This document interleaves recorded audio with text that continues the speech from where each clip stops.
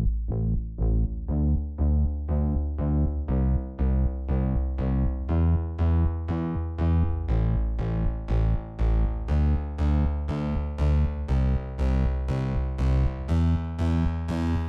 there, Alex here. This is the new Vivo V21 5G. It has an asking price of 599 Singapore dollars, and on paper, looks like it could have a pretty killer front-facing camera. So let's take a closer look at the phone and see whether it's any good. Starting with how it looks, it's nice to see Vivo adapting the X60 Pro's design into their mid-range devices, because I happen to like how their camera bump looks. The matte finish on the rear glass panel looks and feels great, and even though the frame is just plastic, I do like the flatter sides. Vivo has kept the phone relatively slim and light, so it feels pretty nice in my hand too. There is still no IP rating here, but that isn't really a surprise since we don't even get that on the X60 Pro. The front of the phone houses a pretty good looking display, decent enough brightness outdoors, HDR support, and a 90Hz refresh rate. I know there are other phones in this price range with 120Hz, but I don't think the difference between 90 and 120Hz is really that big.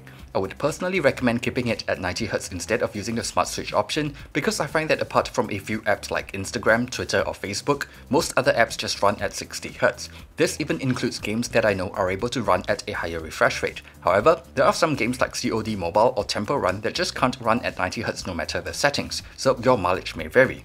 Anyway, the fingerprint sensor works well here, and the single bottom firing speaker is just okay. It's able to get really loud, but it sounds a bit thin. Stereo speakers would have been really nice considering that we don't even get a headphone jack this time round.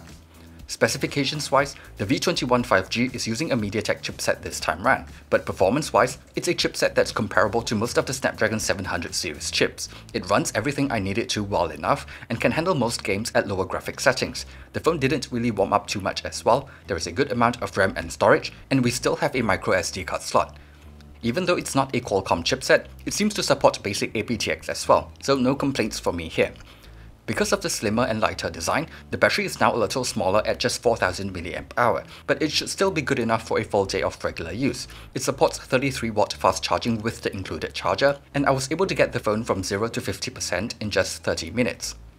The phone is running FunTouch OS 11.1 based on Android 11, and like on the X60 Pro, it's a decent user experience. The look and feel of the UI looks more cohesive, and it feels responsive. Even though it's still missing a few basic customization options, like changing grid layout or turning off Google Discover, there is still a decent amount of useful features here. I do have a few minor complaints about how it's still a bit aggressive at killing background apps, and how it's unable to quickly switch apps when using gesture navigation, but overall, it's pretty decent. Moving on to the camera performance, I want to start by talking about the front camera since that's the main selling point of the phone. It has a 44 megapixel camera here with autofocus, optical image stabilization, as well as dual LED flash. A better camera hardware will need more space, so that could explain why they chose to go with a notch instead of a cutout. Anyway, the image quality here is really good. It performs well in most lighting conditions, even in harsh lighting or low light. With the dual LED flash, I can get decent looking shots even in the dark. There is a bit of skin smoothing, but it's not too obvious when the lighting is good. The camera app also comes with a ton of beauty effects as well, which some folks will appreciate. Video stabilization looks pretty good thanks to OIS, and it is able to capture in 4K too. The main rear camera might not be the star of the show, but it is actually pretty good too. It is able to capture nice looking shots in most lighting conditions, especially with the help of night mode.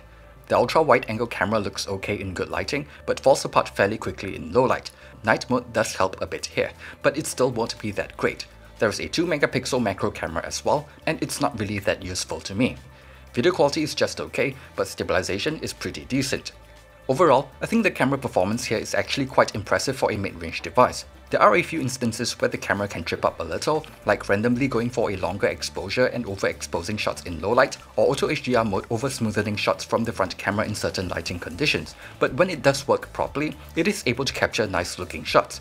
If you're interested, there is a link in the video description below with everything I took with the phone.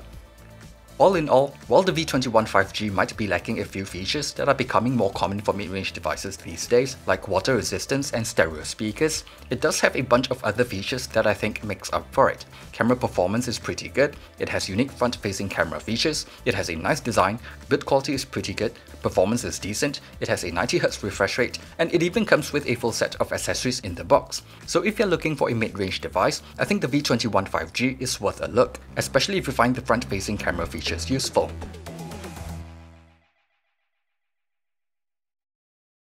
Thanks for watching this video and see you guys on the next one.